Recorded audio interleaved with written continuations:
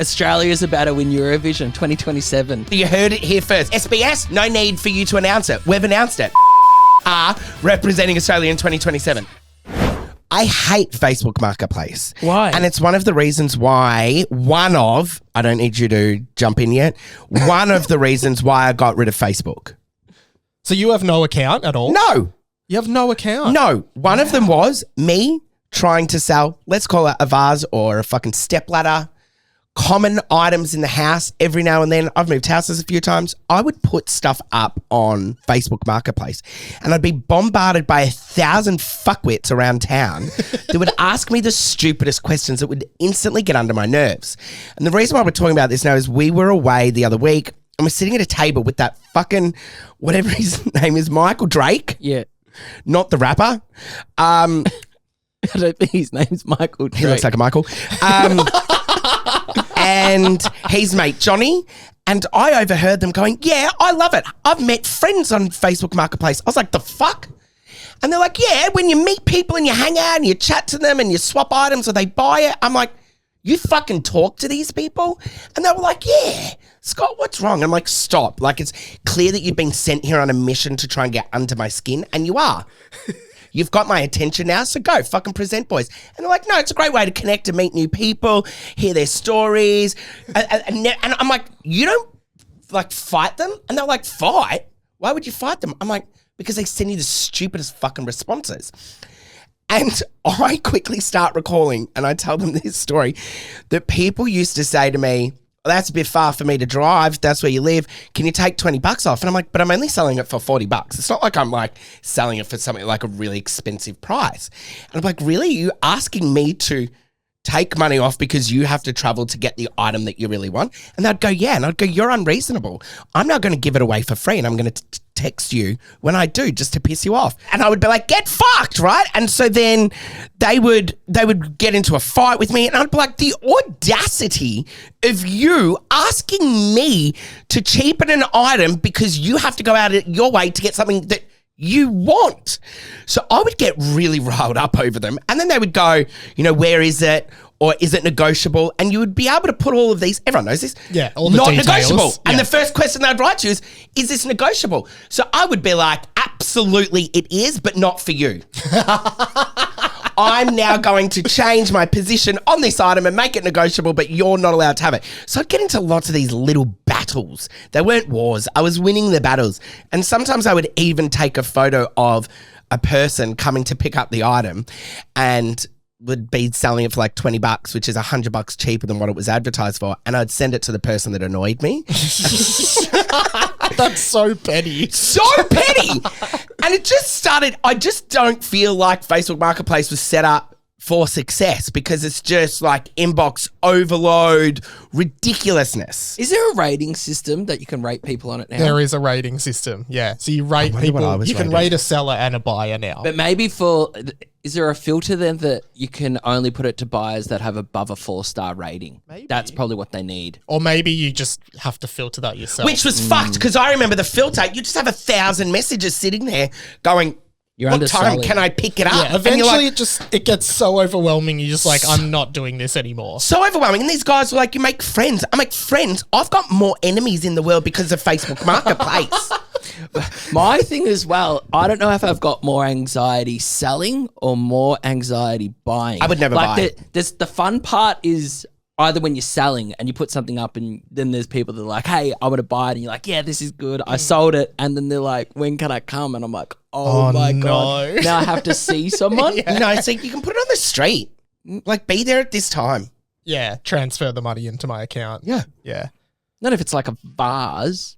Someone would take Put it. it at the bottom of your stairs. No. Yeah, and then say press the bell. Or give me the 5 other minutes. one, going to their house. Yeah, that's terrible. It's the worst. Can I tell don't you this do that. horrific one I had about a year ago where I was selling my old bed and like I used to live in an apartment and it had a guest car park. So this kid, this like 18-year-old guy messages me being like, hey, I want to come and pick it up. I said, great. He said, what are the dimensions? I said, it's this. He drives into my guest car park It doesn't fit in the car, right? We spend half an hour trying to load it. And Nah, then, fuck that noise. and then he goes, I'll just take it in 2 parts. So I'll take this home and come back. I'm like, no worries. He pays me.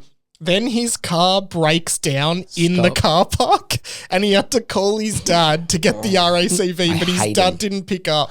And then I said to him, it was a really hot day and I don't know why I did this. I was like, oh, look, like, if you want to come up into my place and just sit until you can figure it out, that's fine. And he just like sat on my couch, put his feet up, was You're like a on liar! No, this happened. And my partner was like, why did you let him into our house? I'm like, I just felt bad for him because it was like a 40-degree day. This sounds like a ploy that he's going to come in and like either kill you, rob you. No, but then I want to he's- get in your house. Then his friend came and they jump-started his car. So you're and- going to say, and he sat on the couch too. And watch Netflix. now they live there. Yeah. It was crazy. That's so weird. Oh, Yeah. never. Well, we got a message in on the Instagram from a listener, Laura, who said, I was gifting a bag of my son's baby clothes and shoes and they came to collect, and as they were looking through, there was a big black vibrating dildo amongst the clothes. I'd hidden it there a few months before as my mum was staying to look after my boy and she likes to tidy up. So she says, and if she had have found it, I would have passed out. I hadn't used it. It was a joke gift that I kept just in case. So what the people were came at to her get the house, clothes. but did they look at it there Yes. when they got home? And it was vibrating at the time. Oh, that's very funny. I had a friend not long ago. They said they sold a couch, and the person's come. The car was too small to take the whole couch or whatever they had, so they took half, but they never came back with the second half. So then they had to take the other half to the tip. Wow. And the person just ghosted them. They messaged him like, But did they pay? See, that makes me angry. That no, makes I think me they did so... pay. Yeah. That was As the long as weird you- thing. as long No, as you got because then you're paid. still stuck with your problem. And Yeah, typically that's true. because the Which other is thing what is you were trying to get rid of. That's really what Marketplace is for. the thing Outsourcing your I've problems. learned, always put a cost to something, because if you put it for free, you get so many more stupid inquiries, like ridiculous inquiries. They think you can deliver it to them. Yeah. Oh, that is the worst. Like, do you do delivery is the worst No. on Facebook Marketplace? Yeah. I do Uber Eats. Like I don't even go get my own I'm not going to stuff. deliver it to you. Yeah. We also had some listener messages. Jessica had this to say.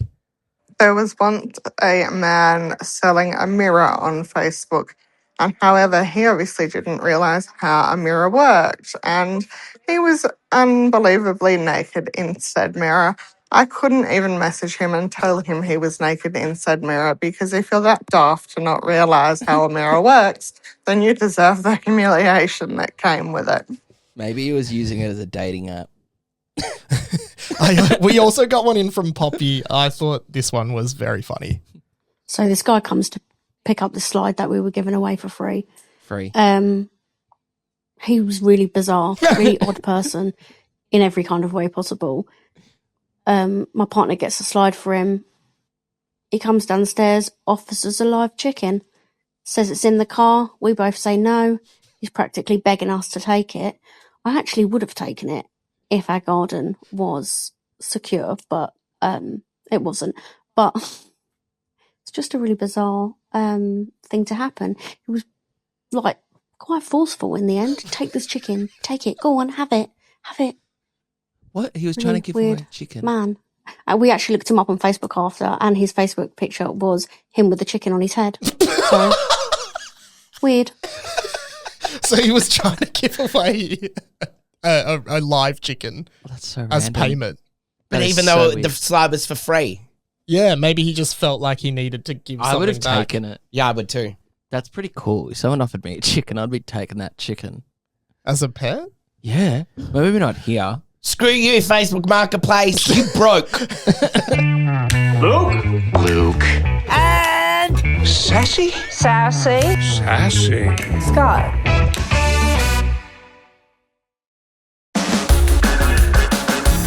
We find ourselves in rooms sometimes and it's like, what the fuck are we doing? And there was one recently where we're going to debrief now for the first time, because we didn't get a chance because we had the CEO in a car with us on the way home, so we couldn't debrief. No. Well, we kind of did, but lightly. But anyway, we're going to do it with you now. So you know that we are the ambassadors to the Royal Children's Hospital Good Friday Appeal. And with that, you find yourself talking to people that are fucking like the head doctor of the Royal Children's Hospital, like the CEO, or like somebody that sits on a board, or CEOs of like hang on, we're really going to name drop in a second, of like Channel 7. But even the hospital I used to work at, the CEO, I think that was the name, Christine Kilpatrick, you would see her in the corridors and be like, oh my God, like she's so executive high. Like I'm the little radiographer. You'd be like, oh, hi, like being on best behavior. Now you're in the room with her and you're expected to she's like, hang out and talk. But when Luke was working at the hospital, he knew he wasn't even allowed to look at her. But now... Yeah. What, really? Yes. Yeah, it was just a known thing. I'll get my weekly email from her that goes out to probably 10,000 employees. And so the chair of the Royal Children's Hospital Good Friday Appeal is Penny Fowler. Penny Fowler is... Elizabeth Murdoch's granddaughter. Which is... Rupert Murdoch's niece. She is also the CEO, chairman of News Corp Australia. Wow. Right? Big role. Penny, when we first met Penny, and everyone's like, that's her, right? Like you walk into a room, you're aware. But we didn't know. It was in a car on the way home. Really we Googled it. She's like, they're my groovy TikToker boys. And we were like, oh my gosh, in a room of only CEOs, right? This is the first time many years ago. So you were in the Uber home with her? No, not with her. With her executive director who runs the... Okay. So she's the chairperson of the Good Friday Appeal. Yeah. The executive director who and you would reports to have her. remembered from a podcast we did not long ago. Yes. Cowan. Two great specials that are on the feed now. Go listen to them. Yes, thank you. The other night, we get invited to say a special thank you to Government House, which Luke didn't know about. I didn't even know where it was located. I think the new train station is that in that area. Like, is it like Anzac Cove or something? Right. Yeah. And we arrived there, and there's like military personnel who acknowledge you and greet you and say, please make your way in, grab a drink, and then go into like you had to park out the front of the gates at the start. And you go into a what's called a motorcade, and you all sit there still, and then when the gates are opened, you all move together, gates shut behind you, and you're all parked in. Wow. Fascinating stuff. Feels like Royal Palace kind of stuff. Wow. It's exactly that. The open address is from Penny Fowler, right? Who has her parents sitting there. So Rupert Murdoch's sister's sitting there. And then around us, you've got like the Varokkis, who are like the founders, owners of Chemist Warehouse. Everyone who's an anyone. But there's only like 60 people in the room, right? And Penny goes, really want to say huge thank you to some people in this room tonight. She's like our amazing, fabulous ambassadors, Luke and Sassy. Scott, please. And now I've been told I can only do a speech for 4 minutes, so we're not going to be doing claps after everyone, okay? And Luke and I like, fucking hell, Penny. CEO Woolworths. No clapping. We've also got Bunnings. No clapping. Claps. But you guys we got a clap and she made everyone clap for us. And so we just like are looking at each other going, this is wild, right? What's happening? And it always takes you off. Like, I'm like, I won't get thanked here. I don't know if somebody told me the head of News Corp, Rupert Murdoch's fucking niece, was one day going to say in Government House, everyone in this room, please applaud for Luke and Sassy Scott right now, I wouldn't have believed it. I just wouldn't have, and it's still really hard to comprehend. But I nearly didn't even clock what she said because it's so formal and official, something like this. This lady from the Navy who's all, you can tell, your classic military person who's introducing everyone, and then when they're talking, she's just standing there looking at the space in the wall. So I'm just watching her, and then I'm thinking the whole time, what would happen if I just went and like tickled her or something? Like, would she hit me? Like, would she break character? I don't know how it works. Fast forward. Luke and I are standing there, and I've already told the kitchen, and I know at bougie events that I used to run, you tell the kitchen you got allergies, like at a real bougie event, they then look after you specifically. So I've got plates coming up to me, like literally my own plates. Everyone's getting little hors d'oeuvres, and Luke and I are standing there, and then Natasha comes up to us, and she's like, good evening, gentlemen. We're like, Natasha, who are you? And she's like, I'm the least important person in the room. I was like, you're the only one I want to talk to. Yeah. And we're like, Luke goes, tell me, when you were looking when Penny was addressing the room and talking to the room, you look at a dot and you don't look away. Like, is that like trained? And she goes, oh no, I do it so I don't. take attention away from you guys. Like if I make eye contact with you, I was like, well, she's like, I'm taking it away from Penny Fowler. And we're like, well, the whole time we're all looking at you going, what's she looking at? And she's like, well, I haven't done my job properly then. Yeah, she's like, fuck, you're the first people that have ever told me that. We're like, no, we were more interested than in what you were looking at and why and if you trained so that funny. way. And then she said, listen, I need to inform you that because I'm talking to you right now, this actually gives notice to His Excellence Lieutenant Governor, notice that he's going to come up and talk to you next. No. She came up to us and she's like, do you want to talk to the governor or the title or His whatever? And we Excellency. said, sure. And we're like, go to like turn around and be like, hi. And she went, oh, no, that's not how There's it works. formalities here. She said, because I'm talking to you right now, that gives notice to his minders and to him that you are the next people that he has to come up to. Interesting. She said, and I need to just check what are your names, Luke and Scott. She's like, what do you guys do with the ambassador? She's like, do I know you from somewhere? We're like, probably. All right. And she's like, I don't think so.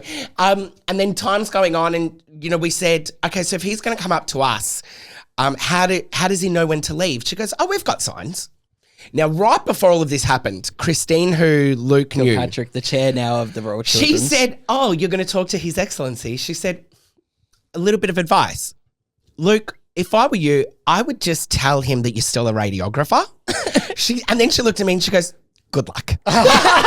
Fast forward, Natasha's... As opposed to saying we do TikTok. Yes, or- correct. Yeah, meaning don't talk about social media because it might be a bit hard. Like, So His Excellency comes up. Natasha goes, Your Sir, Excellency, Governor, this is Luke and Sassy Scott. And he goes, hi, so great to meet you. And we said, thank you so much for having us here. And then we start talking about us being ambassadors. And I'm going, this man's like off to space right now. He's like... and then we saw what his sign was that he wants to go to the next person. He goes like this, right? So we're talking about us being ambassadors. We're on social media and stuff. And he was like, oh, right. And then Luke goes, I was a radiographer. And I'm like, Luke's reading the room. Like this guy's like, no idea what we're really talking about. And then he does this. Next second, Natasha comes up. She goes, well, gentlemen, thank you very much. And takes it away. And I said, well, we know what the sign is. Don't we? It's a double tap of the hand. Get me out of here now. He had no idea what fucking TikTok or social media was. But then he was like, go check out the house. Yeah, and he goes, go.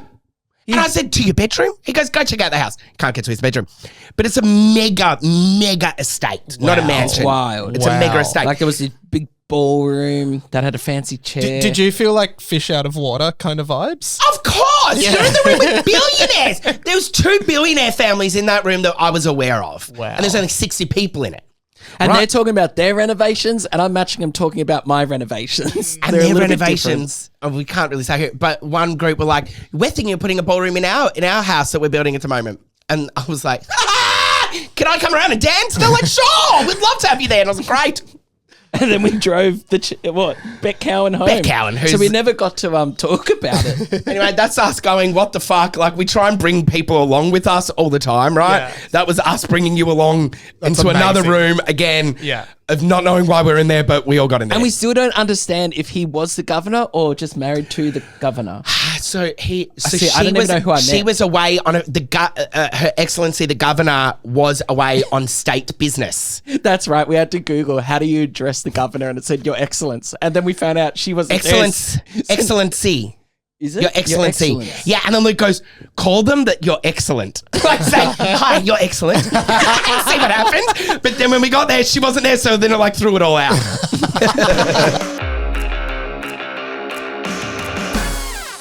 Okay, so Luke and I are going to ask you for your support because, strap in, we know hand on heart 100% that this campaign is going to win us Eurovision next year. Australia's about to win Eurovision 2027. We've put our mind to it and we're like, there's only one other artist, duo, that could actually wholeheartedly bring home the crown.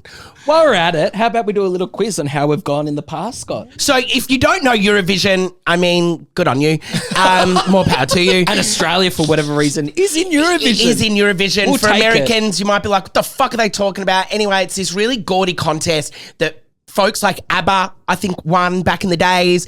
Yeah. And I think Celine Dion represented. very Euro Someone once. trash. Think of it as Euro trash, as in style, as in gourd. It's meant to be a bit tacky. Pop, electro, techno, fucking ballads. Think of dresses, really fucking opulent, avant-garde And to artistry. win it, the audience votes. That goes to half the vote, and then the other half is a jury voting as well. Yes, and for some reason, Australia went, we feel so left out that we're not a part of the of Eurovision. No, we got asked to join. Did we? Yeah. No, but there would have been something behind it. It's because our viewership was so big There in it is, Australia. but it also would have been a campaign. Somebody would have started the campaign for Australia to get part of it.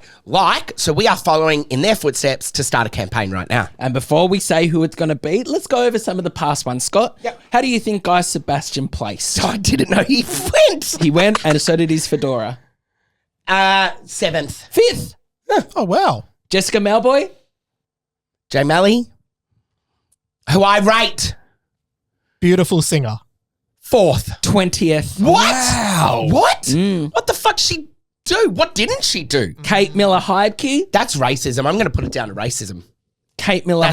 That's why Jess Malboy didn't get ahead. Delta Goodrum from this year. Recently, who we all say is our starlet, can do no wrong here in Australia. We fucking love her. I know the Brits do too. Australia all thought we were going to win it this year. Which I was like, if anyone could do it, it should be her because she's ethereal, she's golden, she's gorgeous, she can play the fucking piano. We all know that. Vocal range. She's our Celine Dion, sometimes we say. We talked about her on the show recently because I think I was saying how at my year 6 graduation we sang Together We Are One, which is an iconic Delta And you song. continued to sing it. And you didn't like it. Wrap it up, mate. But there will be a lot of people listening right now that have no idea who these artists are because it's very Australian, but they are our singing royalty. They're our people. They're like our top. We've sent almost our top 10 singers other than Kylie Minogue and this other person we're about to talk Well, about. and maybe a Tina Arena could do it. Oh, yeah. Tina Arena, Kylie Minogue, but actually, Luke and I think what's better than just those single duo artists? Delta came fourth, who want to know this as well. Luke and I, we know these artists. We grew up as massive fans of them. We've oddly became friends with them. We think with your support, we could officially start a campaign and get these girls. Before we say it, we really need your help. Like, you need to do all of our call to actions. And there's going to be a few because if you don't, they won't be able to represent us. Because we're influential. We can text them and be like, oi, we think you should do this. They'll be like, thanks, guys. That's so nice of you. But if there's a little bit of a push online, we think we could say, hang on, you've heard the noise already. Doesn't that feel good? Just get to it. Who is it, Scott? It's the Veronicas. It's true. They are going to Eurovision next year on behalf of Australia. You've heard it here first. They're going to win. Luke and I are calling it. They will not just go, they're going to win. These girls, they can tap into queerness. They can tap into musical instruments. They can tap into lyrics. They've fucking written some of the best songs. Well, they wrote Australia's national anthem. They did, didn't they? Yes, sing it. Untouched. Why did you go Sing it. I'll sing it. Okay, go. Untouched. Can we start it from the top, please? See you, breathe you, I want to be you. La la la, la la la. You can take time to live the way you gotta You know live my your life. favourite Gimme, part gimme. though? Because Scott performs this all over the world. Wherever we go, he will recommend it to a DJ. And I don't they have recommend to it. play I go to a DJ and I bring the energy and I say to them, excuse me, the last song tonight has to be the Veronica's Untouched. And sometimes we're in like Vanuatu and it's a reggae fucking like DJ, right? With dreads. And I'm having to like find it on my phone on YouTube for them. And I get it played and we perform it. However, I always record him. And what do we always say the next day? Scott, learn the lyrics. He doesn't know the lyrics. You did pretty well just there. Thanks. But they could be wrong, to be He honest. says it every time. He's like, I need to learn the lyrics. There's like 2 parts to the song. I mean, fuck, I don't mess with it. And anyway, we want your help in starting this campaign. And you keep saying Europe's somewhat racist towards Australia because it's like, imagine if Australia had a state of origin and all our states played each other and then randomly Texas was involved. Would Australian states vote correct. for Exactly Texas? right. No. So we need to bring something else. And the Veronicas, and what we always say, the sibling factor. So it could be more relatable to the whole of Europe. And Luke, remember what they wore to the Logies one year, which like glitter tits. gobsmacked glitter tits. Red glitter tits. If you haven't seen it, look up the Veronicas.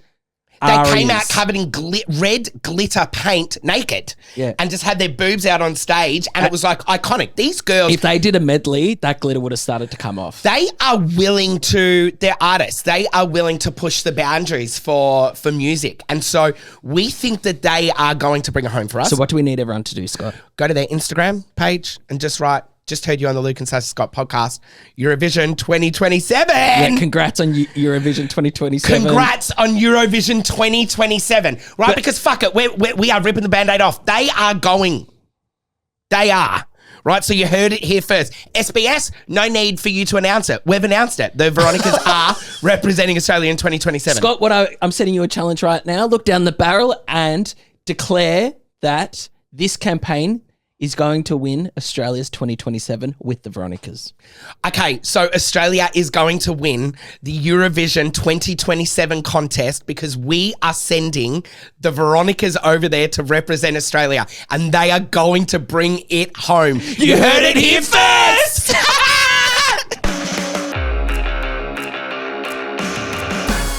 Your family's fucked. No, your family's fucked. Scott, we have the same family. Fucked up families.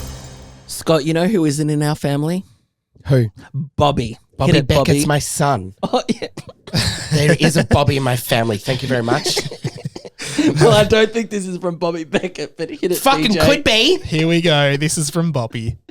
It was autumn time, the leaves are falling off the trees, and as a child you make the leaf piles, you jump in them, like all the magical stuff, right? Anyway, so my cousin and his friend built this giant leaf pile. They wouldn't let me play, so I went and tattled on them to my gran. My gran goes out and goes, let it play. Anyway, 5 minutes later, they come up to me saying, you can play now, Bobby. Anyway, so I'm so excited, I get my run up ready to jump into this leaf pile. I'm flying through the air, I hit the ground, and I am in absolute agony. They've Like, put I bricks have in there. messed up my bat. The fuckers had put bricks under There it is.